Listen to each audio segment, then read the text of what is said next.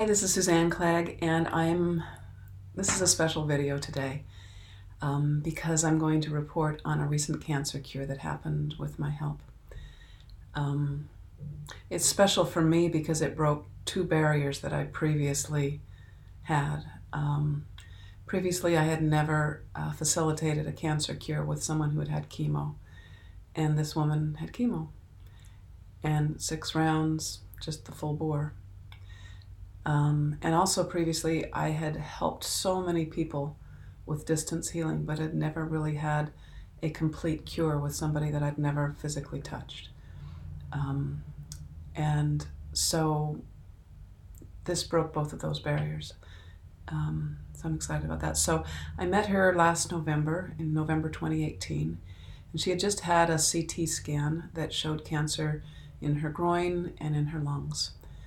And she was eager to live. She had a 6-year-old daughter. She, lots of reasons to live. And I want to describe what it was like for me to participate in the event. I'll call her Kelly. That's not her real name. She doesn't want the world to know that she even had cancer. She's still a little getting used to the whole idea that she's cured. She doesn't really want the attention, and so I'll call her Kelly.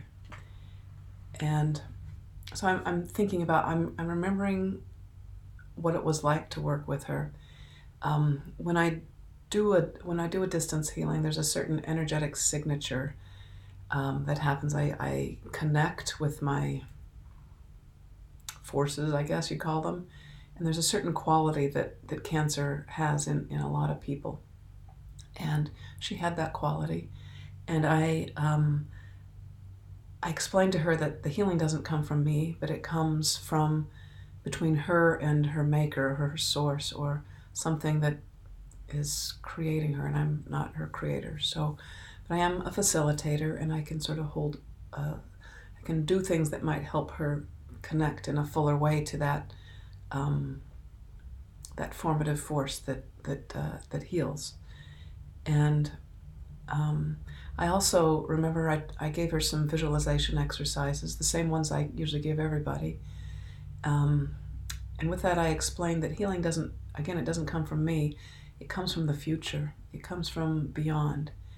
And the exercises I gave her helped her sort of shift her perspective of what that might be like. She instantly recognized the power of these introspective exercises, and she really just took to them. She's, oh yeah, that would work. And so I met with her, I think maybe a week later, maybe 2 weeks later, I can't remember. I like to just jump in with the healing because I can talk while I heal, but it takes me like a moment or two to latch on. And so I did that. I said, don't tell me anything, just let me latch on and get the healing going, and then we can talk about whatever. And I thought, that energetic signature of cancer doesn't seem to be in her body. It's actually a little outside of her body. And I thought, never felt it quite like that before. And I was reporting this, and she was grinning ear to ear, and she says, I can't help it. I'm going to interrupt you. She says, I had a completely clean PET scan. And those of you in Cancerland know that this is sort of the gold standard of do you have cancer or not? And she was completely cancer-free, whereas just a few weeks ago she'd had it in her lungs and in her groin. So we were so thrilled, and so thrilled. I was so happy for her, and I almost didn't believe it, and she almost didn't believe it. It's like it was a little unreal. So last March, a month ago, so 4 months later, she had another CT scan, and again it came out clean. And so I think it's for real, and so that's great. That's wonderful. Somebody got a cure. But the reason I want to make this video is I want to describe what was, like, how she did it, because she did it from a place that was beyond her ego, that's hard to describe. And so we tend to say, oh, there's a miracle, or it was a spontaneous remission, or, it was beyond a lawful sequence of events. But I'm a researcher by temperament, and I like to think, okay, now what was it in her situation that made it work? And is there something to learn from this? Or for her sake, is there something for her to remember? Because 5 years from now, or 10 years from now, when she's the mother of a teenager, she might think that that's the worst thing, that it's pretty hard, and maybe she can look back on this and remember that she cured herself of cancer. And how did she do that? And if she did that hard thing, maybe she can do this next hard thing. All right, so I thought of 3 things that were not necessarily unique, but that were present with her. And the first one is that she had a deep awareness that she would be healed.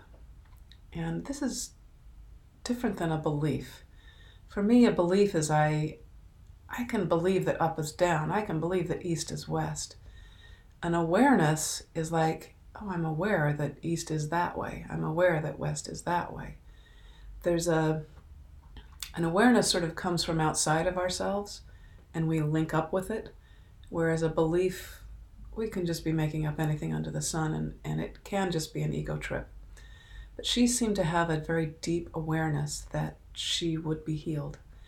And she was always surprised. She would go to the doctors, and they would tell her the cancer's getting worse, and now she needs more treatments, and she would always but I have this awareness, I will be healed. So it was a little confusing to her. But so she had that deep awareness. The next thing she was able to do is she was able to follow her inner guidance. And so when she had a friend that knew me, that referred her to me, her inner guidance just lit up saying, yes, I need to work with Suzanne Clegg. And she followed that. And, and she was able to do that. Some people are just so scared that they it's just all in their head. They aren't following guidance. They're following their own minds as they run around looking for cures and looking for information. But she seemed to have an ability to follow her inner guidance. The same thing that guides her with other big decisions or other things throughout her life that she'd learned to trust guided her to work with me.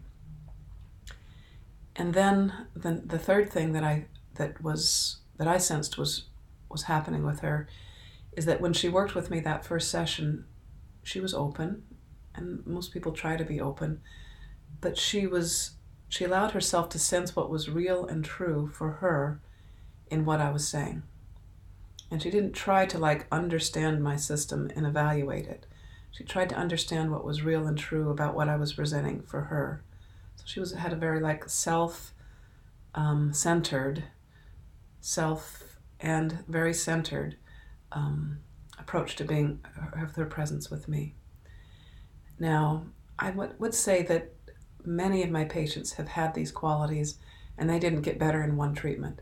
So her results are not typical, but they did happen. So it's just interesting for me to try to be aware of anything that I can be aware of that will help me with future patients. Mostly my patients get better after many, many months of treatments, and training family members how to do it, and it's like a little bigger deal to get them better. So I have searched my soul, did I do anything different with her? I always show up, intending to do my best for my patients, but what was present with me that maybe was special in her case? And I've really searched myself, and I kind of don't see anything different that I'm doing. I know that I cared. I'm thinking she was referred by an old friend of mine that trusted me. So maybe that friend sort of blessed the process so that I felt supported and my patient felt supported. Maybe that had something to do with it. But mostly I just did my usual thing, and she gets the credit for linking up with whatever allows her to heal.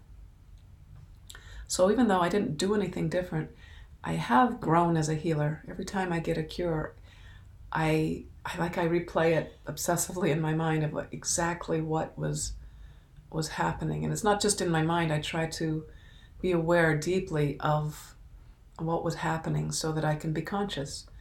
And then if it isn't happening that way in another patient, I can try things that might elicit that awareness or that response. Yeah. So let's see, I wrote this note. It says, my role, all healing is between the patient and their maker, their source, their true nature. My role is to notice if that connection is being made and to offer a physical touch if I'm with them in person, or an energetic touch if I'm doing it remotely, that will shift things so that that healing can come in. So hopefully, I guess that's the story. Hopefully this gives you some hope. And again, in medical land, this would be called, her healing would be called a spontaneous remission. In my land, where I see this, I'm just familiar with, it's not as rare as people would make it out to be, that it's not so spontaneous. That people who have spontaneous remissions, there's actually some things that are part of that process, and I'm learning to recognize them more and more and more as I spend upwards of a decade now specializing in energetic care of cancer. So, okay. So if you need my help, you know where to find me, or maybe you do. Suzanne Clegg, spiritgate.com, and peace.